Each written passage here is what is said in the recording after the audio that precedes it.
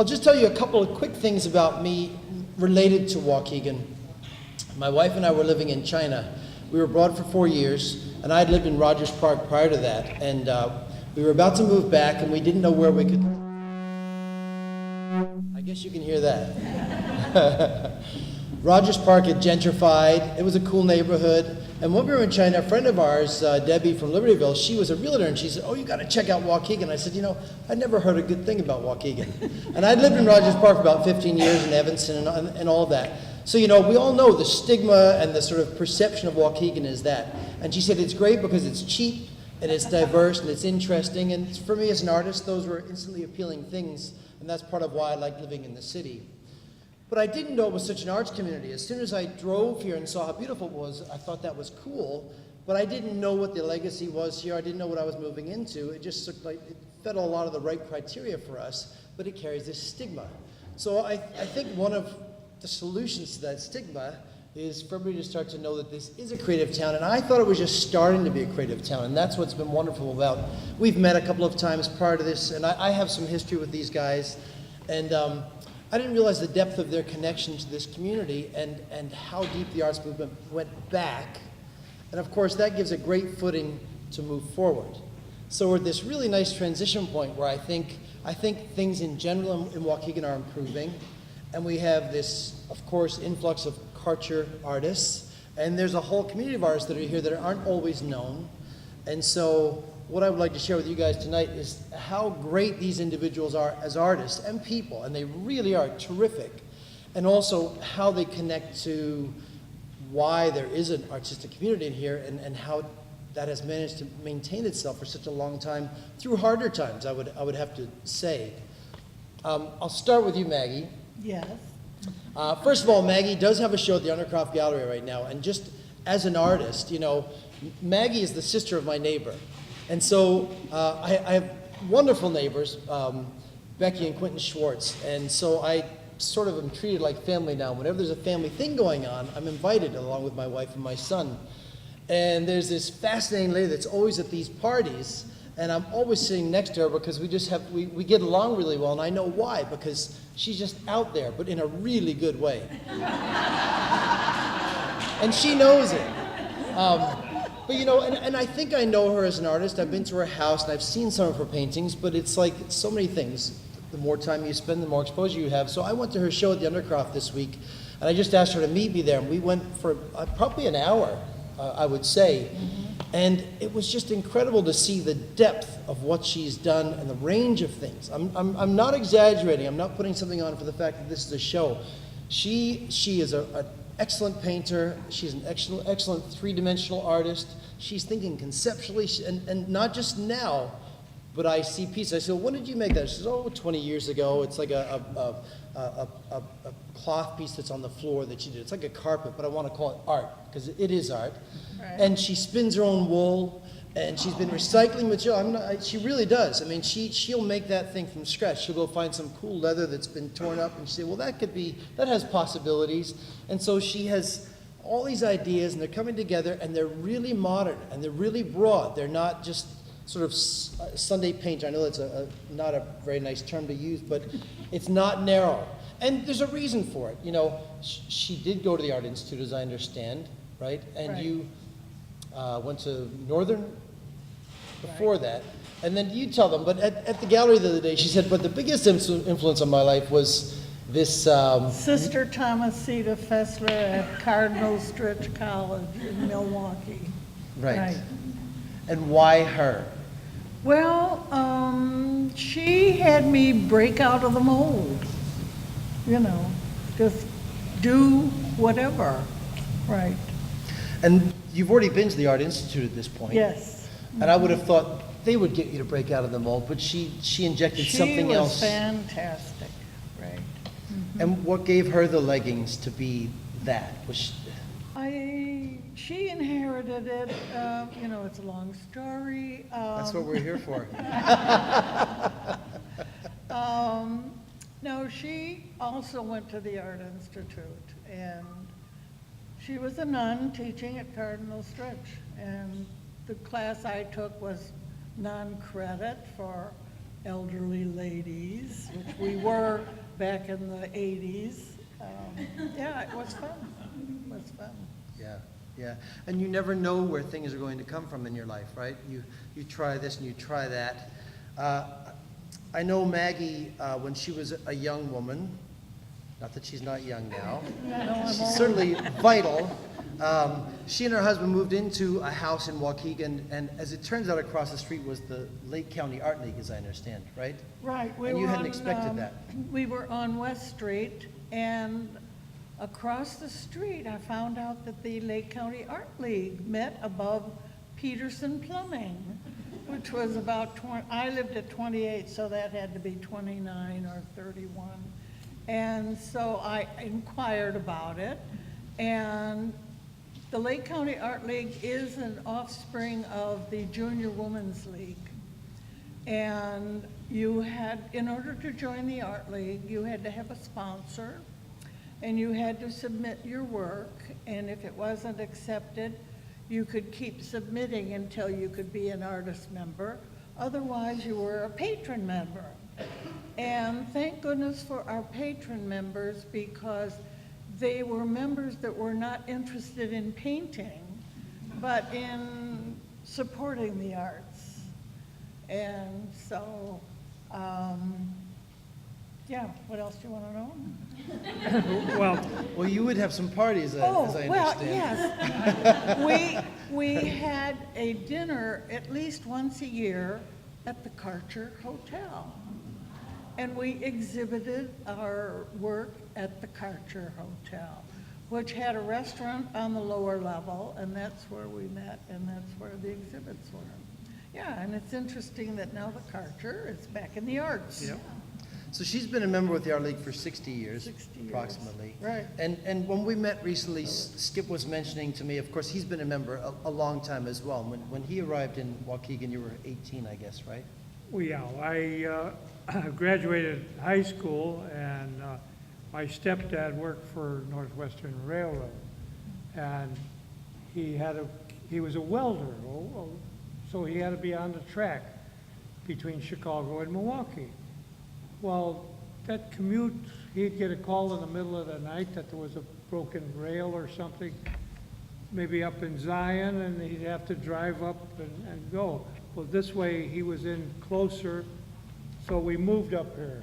And initially, when we came we were driving through the area, trying to find a place to stay, to live, and he took me to Zion, and I just closed my eyes. Now, mind you, I'm an 18-year-old kid in Chicago, and I'm living, and I knew that fast life in Chicago.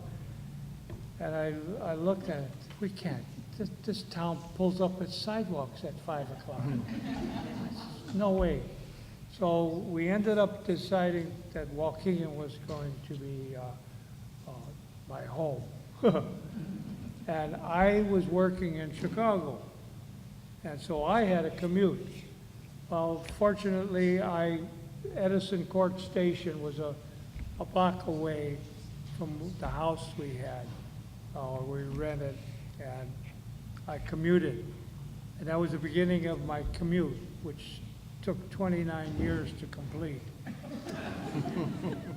Anyways, the beauty of it was that when I got into the Art League now, the plaza that's on Lewis was just built.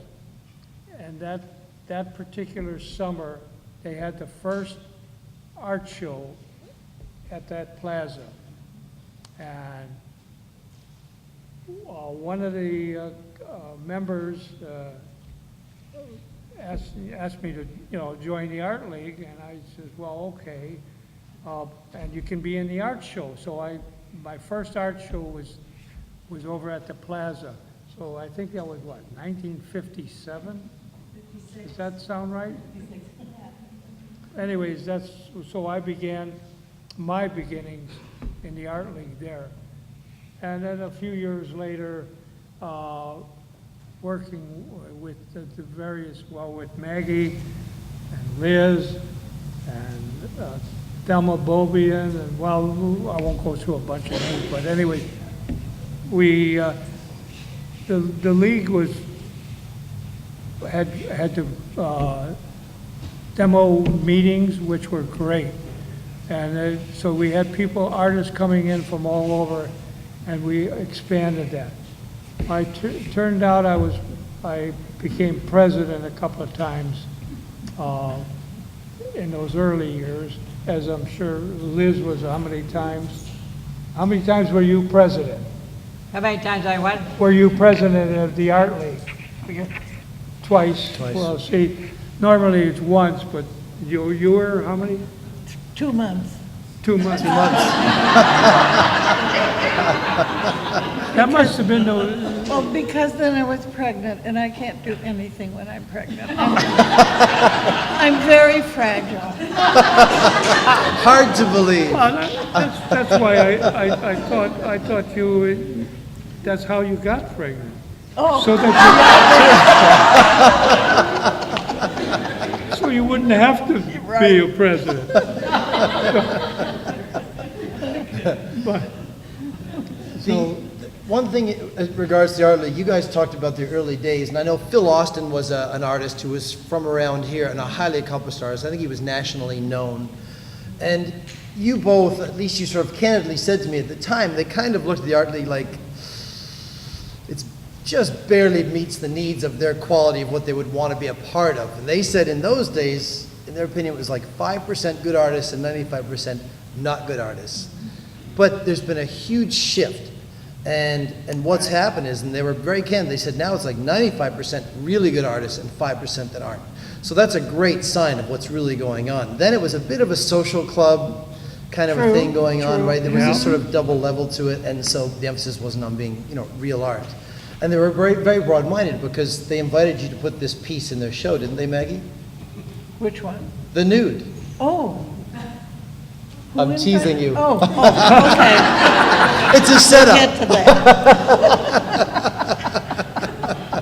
There's a story behind this painting. They've asked each of them to bring 2 of their paintings, and there's quite a good story behind this painting. So you might as well, Well, since we're when I there. first joined the Art League, the first exhibit, I entered a nude. We don't exhibit nudes. So 30 years later, they asked me to do a demonstration. And I thought, let's see, shall I do flowers or fruit or what? Oh, no, I have to do a nude self-portrait because we can't exhibit nudes. So this is my nude self-portrait.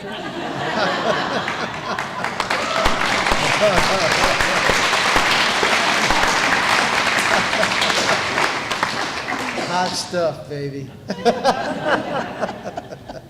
yeah, with me, this hallway painting, Liz and we had a studio up down on, just about Washington Street here on Genesee. It was up on the 2nd floor. And this hallway was about 20 feet long or something like that. And it was a mess. It had all kinds of junk just piled up in boxes and old plasterboard and pipes and whatnot. And all of a sudden I went, the washroom was right down at the end of this hall. And nature was calling, so I go down to the hall and I'm looking, oh my God, look at this. They cleaned it up. They took all that stuff out, they swept it down. I said, that could make a nice painting because the way the sun comes through the door, the east door, and even though it's been painted and boarded up, sort of, and the light just filtered through. So I took a picture of it and I painted it. And well, I finished the painting and I'm looking at it and I said, there's something missing here. I says, there's no relationship to a human being or something alive. So I didn't have a bird. What I did is I took a piece of paper and I crunched it up and I folded it so that it looked like the shape of a bird, and I just set it on the floor, and I sketched it in, and I put it in, and I said, well, that's it. And it gets its title now, from No Escape. There was no way out of there. You couldn't go in, you couldn't go out, because that door was sealed so tight, just couldn't do it. And it was painted there, but I just loved that it got cleaned up, but it was so nice. Now, that hallway, yeah. And that's the amazing thing about art, right? You know, he even said to me last night, we were chatting about this piece, and he said, you know, I'll probably never sell it because it's a hallway. Who wants a hallway? But artists see things, they see opportunities in places where you just wouldn't think there would be one. And it is a wonderful painting. When I walked in from back there, it works from a distance, it works well up close. This hallway, as I understand it, I think kind of links you two, right? Because Liz, she's a really interesting lady. She's a dynamo, and I don't know her that well, but I know her enough, and from talking to other people, that they say she was and is a spitfire. Anyway, she said to us at our get-together that, you know, art is in people from the very start, and they just sort of know it, and that was clear to her. So she knew she had this artistic bent from a young age, and she wanted to be creative, and she knew that she'd always be creative. So for her, as far as practicality went, it translated to dressmaking, as I understand it, right? So for many, many years, she built garments, some to order, and some as pure creative endeavors for ball gowns, etc. She would design them, build them, construct them. I think she even managed a textile place in the city. And so I'll get her to talk about that, but also later on, she remarried a fellow, Everett, right? Everett Masunas. And he was a teacher at the Waukegan High School, an art teacher there for, I think, 35 years. So this culmination of a life of interest in the art, with them also falling in love and marrying, second marriages for both of them, they opened a space on this hallway, and they called it the Mouse Hole Studio. Mouse Hole Studio. Tell them a little bit about how that came to be. Well, it goes back a long way, actually. Everett, of course, was an etcher. We became acquainted through the Lake County Art League, primarily. I think that's when I met Skip. I've known Maggie for years through Christ Episcopal Church. Right. But this was a nucleus. But when Everett and I were married, he was an etcher primarily, which meant a big press and all this equipment. He wanted to move into my house. We both had been widowed. My house was full with my own activities, so we went downtown to get a gift. Liz Craig had a beautiful antique and gift shop at 19 North Genesee Street. Went in to get a gift for David, I think it was. Asked Liz what was happening upstairs. She says, absolutely nothing. Why? I said, well, would it be good for a studio? Oh, yeah. She had the key. She says, come on. So up we go. It had been vacant for 50 years. It had been a photograph studio. When my daughter was 9 months old, I had a photograph there because he left, and everything was left in place except the cash register, which was stolen. Anyway, Liz showed us a space, 57 feet long, 18 feet wide, 3 rooms, entry, workspace, studio, dark room, because Everett was also a photographer. Fine, we'll take it. How much? $50 a month. Okay, no problem. It cost $3,000 to bring it into workable condition. Anyway, Everett and I were married. We decided to have our wedding reception there as well as an opening of the studio space. Everybody came. Skip came in and says, man, this is great. Is there any more space? Yeah, right down the hall. $50. That night, he rented 7 spaces to artists, so that was 7 in one night? 7 more Oh, my goodness. artists. So that was the beginning of the renaissance, if you will, downtown Waukegan. Right. And it worked out very well. We Now, how were did there it get the 13 name years. Mouse Hole? Well, we called it the mouse hole because when we went in, it had been vacant for 50 years, and there were those little black things all over the place. Mary says, looks like we got some mice around here. I said, yeah. He says, we call it the Mouse Hole Studio. So that was it. And for the next 22 years, Do you The- remember the address? the address, Address. 19 North Genesee. Yeah. 19 North Genesee. If there was the photographer was on the ground floor, and then the You had a second, dentist upstairs Yeah. who panicked with all these artists. He retired and left. Jim Yogas was a writer, yeah, also studying because he and Everett were buddies.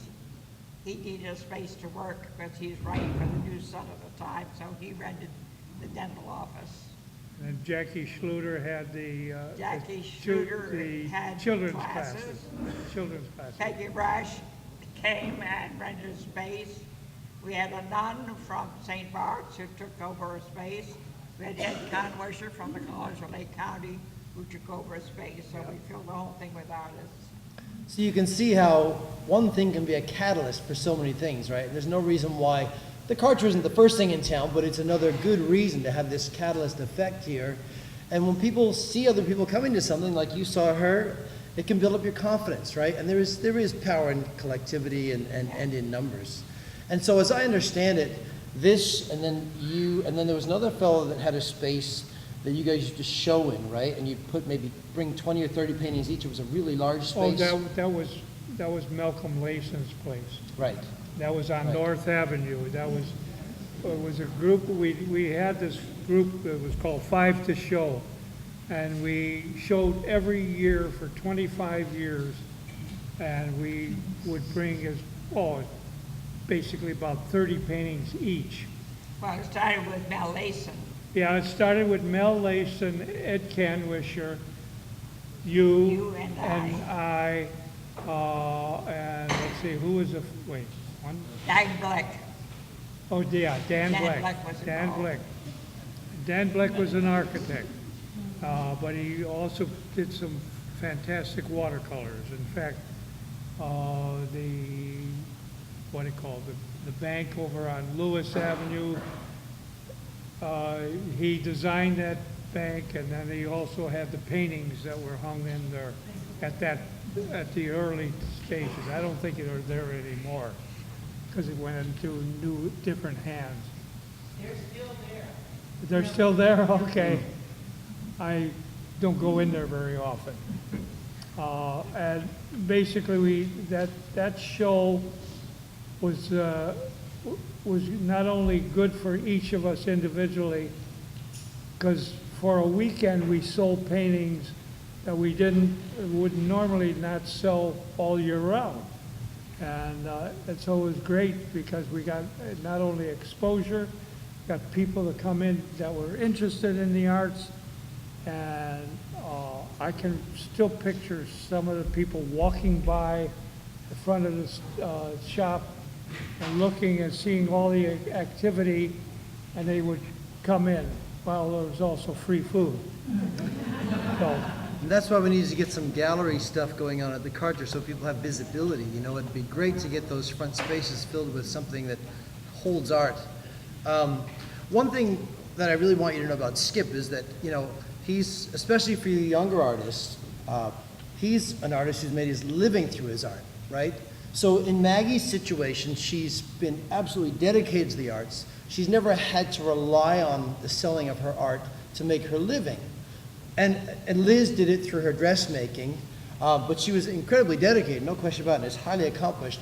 But you know, there's other criteria when you make your living as an artist. And so Skip he's a part of a generation, you know, there was like a golden age of illustration in America, and I don't want to say it's gone, but you know, the hand-drawn thing in the magazines and all the forms of reproduction, it's kind of been segued by photography largely, and then of course computer-generated images.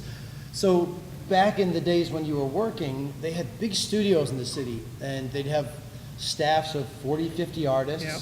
And I know you started off as an assistant to an artist. Well, I was an apprentice. Apprenticeships were, you were a gopher. You came in, the particular studio I worked for, H&R, was a fashion studio. And we did work for, like Carson's and Sears and almost all the stores on State Street. Those were our accounts.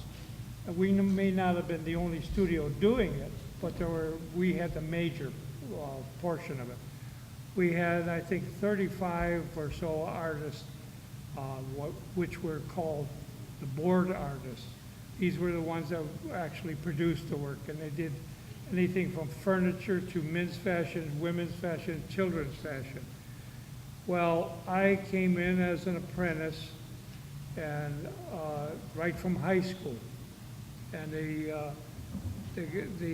asked me, well, first off, I met a girl that I went to grammar school with out on the street outside I think it was Madison Street.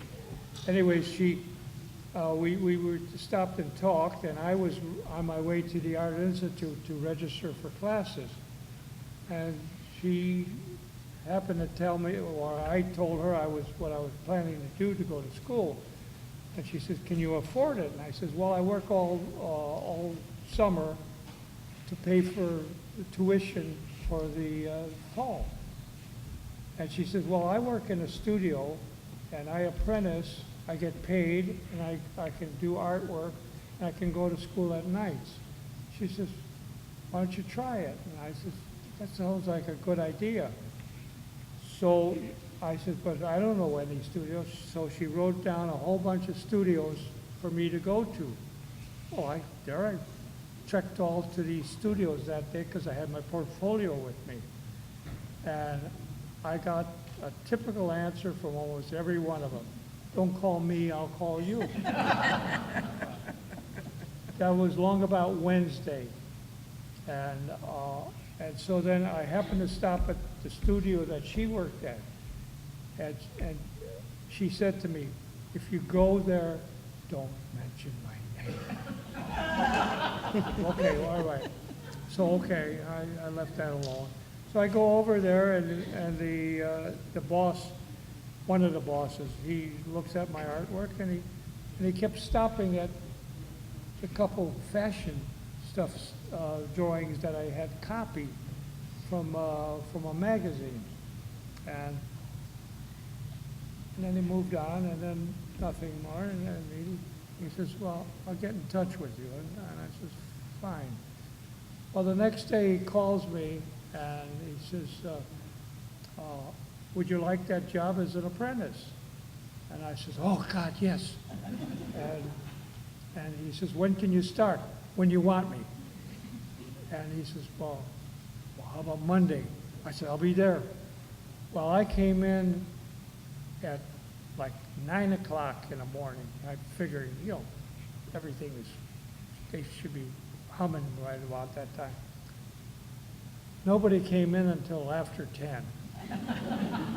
And I said, "Oh, this is a nice job." So anyways, I apprenticed, and apprenticeship generally lasted 2 years. Now, mind you, my salary was $25 a week, and all the materials I could draw on. They furnished all the paper, the boards, the ink, pens, not brushes. Brushes that you had to buy. And so that gave me my beginning.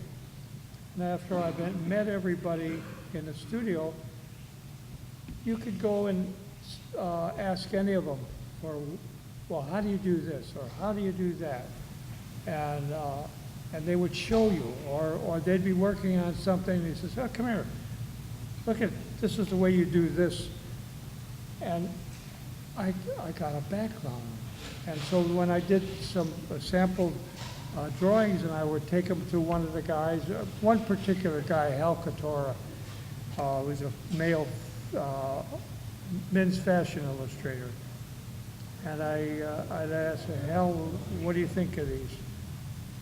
And the thing that they said to me, which surprised me, here I'm thinking, you know, he's going to check over my drawing. He says, you got good contrast. And I didn't quite know what that meant. And then he says, we're newspaper advertisers. We have to draw for the newspaper. The newspaper, the printing is very crude by the standard. There's so many lines per square inch and that they can use. And it just, the things were, if it was too weak, it would fade out and you wouldn't see it. So if you had good contrast, your art was noticed.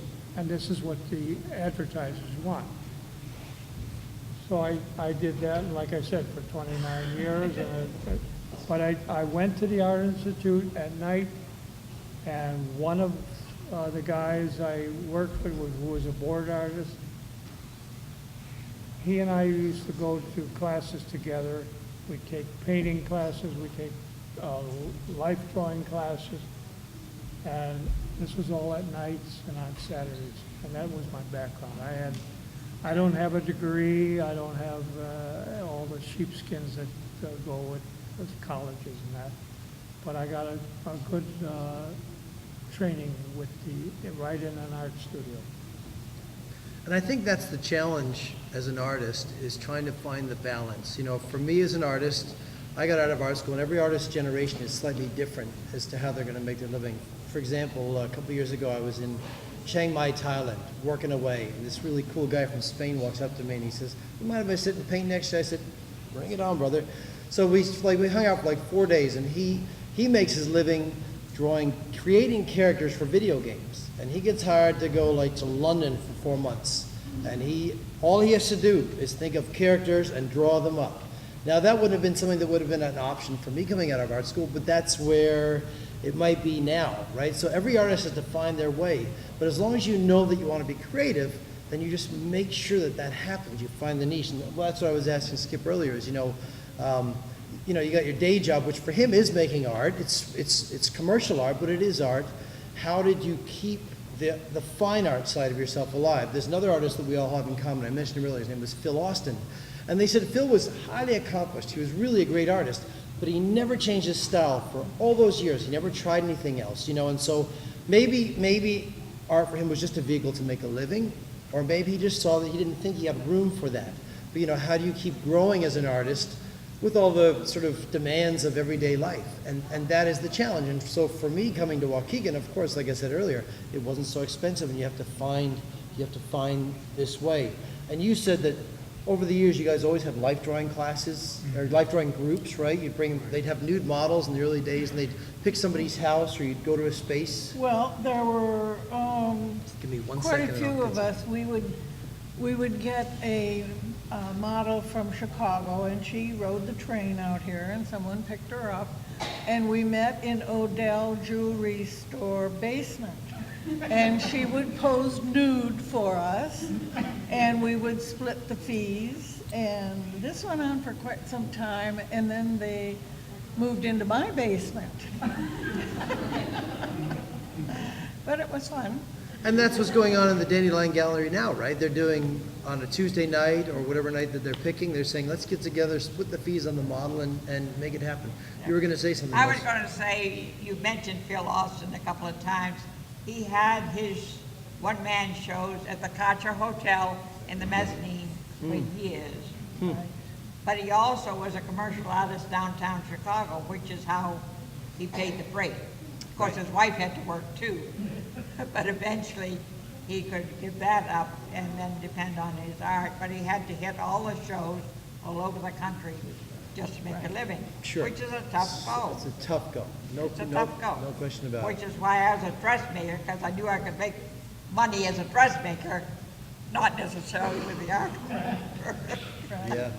But the Art League, it has to be mentioned, was established in 1939, and we, being members, and other people have been members all these years. It is the entree into the exhibit so that you can show your work. Right.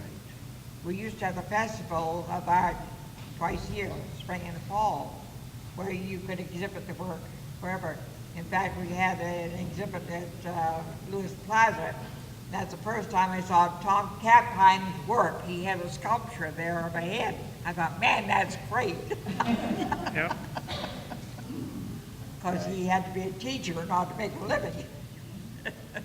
Well, you know, that's just it, you know, the different ways you make money. When I think back, I've done medical illustrations for the Med Center here in North Chicago.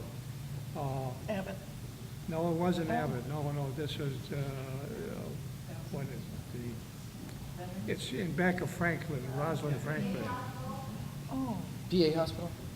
No, it wasn't the VA, Was it VA? but it was, this was, the doctor was Dr. Schumer, and he was a oncologist, and so it was cancer. And so I did some medical illustrations for him. And I got that through Malcolm. Malcolm was doing it before me, and Malcolm had some health problems and went up to Canada to be operated on, and he asked me if I would do it, so I ended up doing that. I did cartoons for the Navy. I did, like you heard, I did 2 murals. So each one of these is a different phase, and you have to be able to do different things in different ways, because I did set designs. The very first one that I did was Brigadoon, and that was the first time that the, what was it, the Philharmonic or something in town here, and community players got together and made one. They worked together for a show, and I became the set designer for that. And the comment that was in the paper was that the Philharmonic played beautiful music but couldn't act. And then the community players could act but couldn't play. So then the comment, but the sets were good. So I got a yes.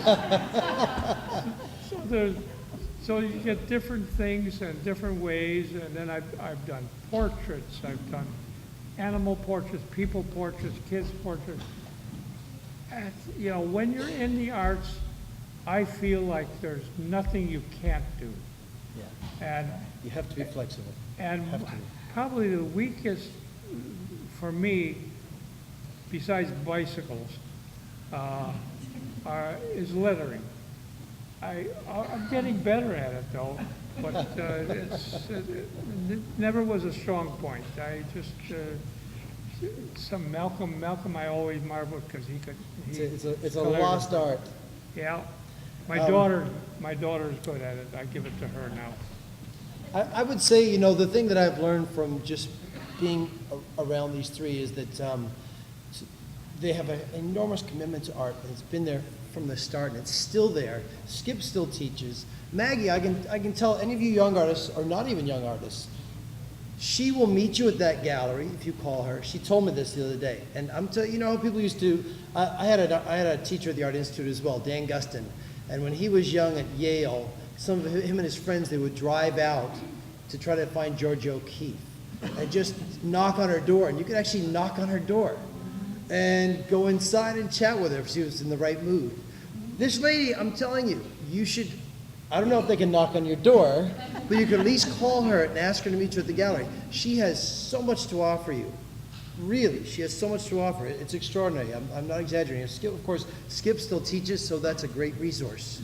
I don't think you're teaching But this lady's a cool lady, and if you get to know her, you'll, I'm sure, get lots from her as well. I don't know how much more time we have, but, you know, I think these guys all deserve a round of applause.